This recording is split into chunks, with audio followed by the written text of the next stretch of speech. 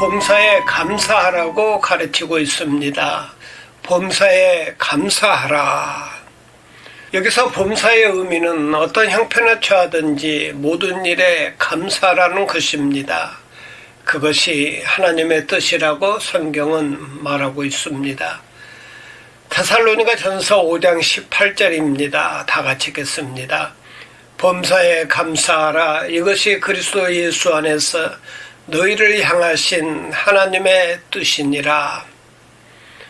아마 여러분 가운데 이런 질문을 하실 분이 계실지 모르겠습니다. 목사님, 지난 한 해를 돌아보면 어려움이 있었고 질병이 있었고 뼈아픈 고통이 있었는데 어떻게 감사할 수 있습니까? 그런데 오늘 성경은 모든 일에 대해 감사해야 하는 이유를 말씀합니다. 첫째는 모든 일이 하나님의 뜻을 이루기 때문입니다. 여러분, 왜 사람들이 범사에 감사하지 못할까요? 인생이 내 뜻대로 되지 않기 때문입니다. 하지만 우리가 누구입니까? 예수님을 따르는 사람이 아닙니까? 예수님은 세상을 떠나기 전에 십자가를 눈앞에 두고 이런 기도를 하셨습니다. 아버지여, 내 뜻대로 마옵시고 아버지의 뜻대로 하옵소서. 우리도 이런 기도를 붙잡고 인생을 살아야 한다면 지난 한 해를 돌아다보면서 많은 일들이 내 뜻대로 되지는 않았지만 그 대신 아버지의 뜻이 이루어졌다면 우리가 마땅히 감사 기도를 드려야 하지 않겠습니까? 그래서 때로는 내 감정과 상관없이 억지로라도 감사할 수 있어야 합니다. 그러면 오늘 나의 현실이 하나님의 뜻이 이루어진 결과이냐 하는 의문이 생길 것입니다. 로마서 8장 26절입니다. 다 같이 읽겠습니다. 이와 같이 성령도 우리의 연약함을 도우시나니 우리는 마땅히 기도할 바를 알지 못하나 오직 성령이 말할 수 없는 탄식으로 우리를 위하여 친히 간구하시느니라. 이 구절에서 중요한 단어는 탄식이라는 단어입니다. 우리에게도 탄식이 나올 때가 있습니다. 탄식의 상황에 처하게 되면 기도도 잘 안 되고 무엇을 기도해야 할지 모릅니다. 바로 그럴 때 성령님이 오셔서 우리와 함께 말할 수 없는 탄식으로 기도해 주십니다. 그러면 성령께서 나를 위해 어떤 기도를 해 주실까요? 계속되는 말씀 27절입니다. 다 같이 읽겠습니다. 마음을 살피시니가 성령의 생각을 아시나니 이는 성령이 하나님의 뜻대로 성도를 위하여 간구하심이니라. 성령께서 누구의 뜻대로 기도하신다고 했습니까? 하나님의 뜻대로. 그러면 성령님의 기도가 응답이 되겠습니까? 안 되겠습니까? 성령께서 기도하시는데 기도가 이루어지지 않을 수가 없죠. 기도 응답의 현장이 바로 28절에 나와 있습니다. 다 같이 읽겠습니다. 우리가 알거니와 하나님을 사랑하는 자 곧 그의 뜻대로 부르심을 입은 자들에게는 모든 것이 합력하여 선을 이루느니라. 선을 이룬다는 말은 하나님의 뜻을 이룬다는 말입니다. 그런데 합력하여 선을 이루는 것은 모든 자에게 적용되는 것이 아닙니다. 누구에게만 적용됩니까? 하나님을 사랑하는 자, 곧 그의 뜻대로 부르심을 입은 자들에게 적용됩니다. 이 유명한 말씀은 사도 바울이 이런 선언으로 시작합니다. 우리가 알거니와 모든 일이 합력하여 선을 이룰 줄 안다.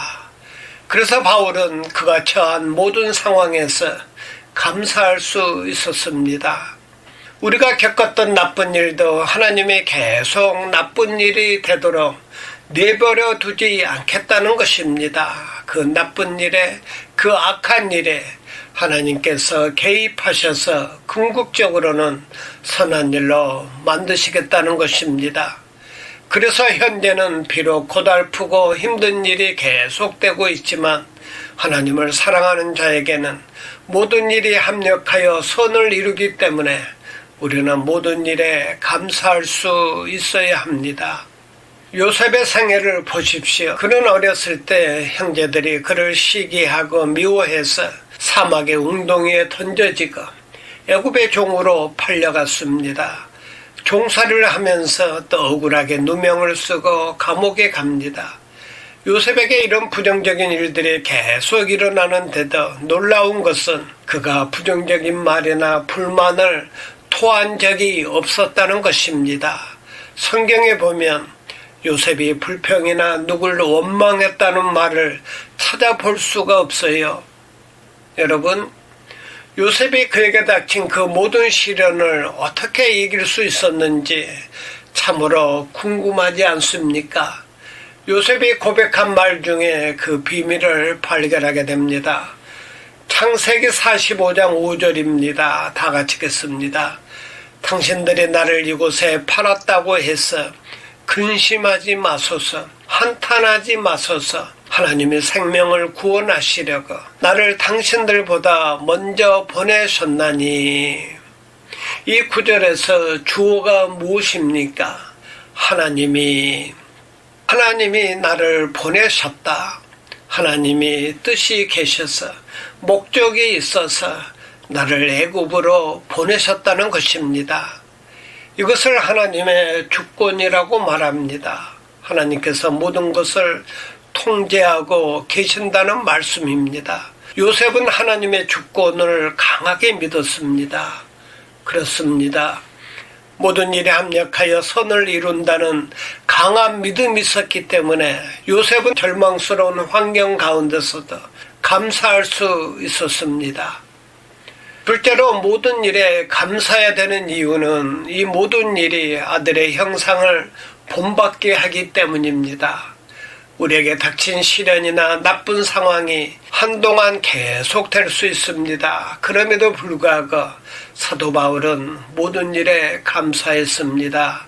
왜요? 내 안에 하나님의 아들을 닮아가는 사역이 계속되고 있었기 때문입니다. 로마서 8장 29절입니다. 다 같이 읽겠습니다.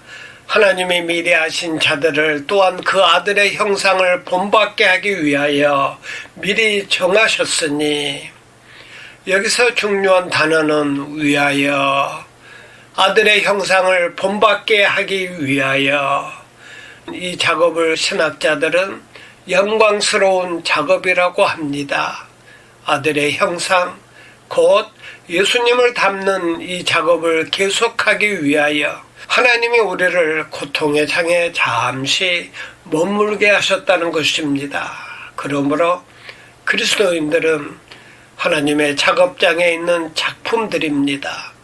먼 훗날 영광스러운 주님 앞에 섰을 때 아들의 형상을 닮게 하기 위하여 하나님께서 우리를 계속 다듬어 가신다는 것입니다. 여러분, 하나님께서 마지막으로 우리로부터 보고 싶어 하신 것은 세상적인 성공이 아닙니다. 돈을 얼마나 벌었는지가 아닙니다. 우리가 예수님의 인격을 얼마나 닮았는지, 얼마나 변화되어 사느냐는 것을 보고 싶어 하십니다.